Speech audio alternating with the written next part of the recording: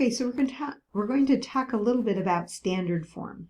So it says express the square root of -9 in standard form.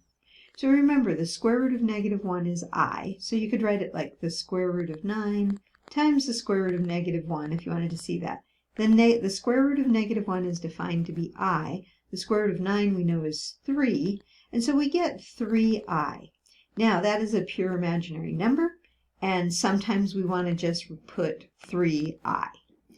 Because it says to put it in standard form, they may want it in a plus bi form.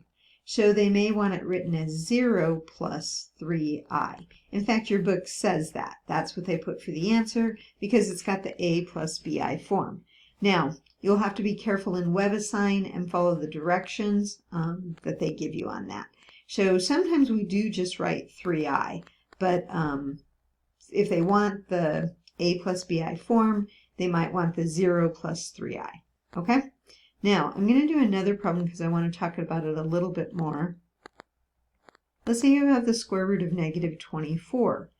Well, you could say that's the square root of 24 times the square root of -1. That's fine. We know this part's going to be I. But what about that square root of 24? Well, that simplifies. So 24 is 4 times 6, and I can take the square root of 4, which is 2. Now, you might see it written this way. When I was a kid, back in the olden days, anyway, that's how we wrote it. We would put the I at the end. It's a little more common to see it written this way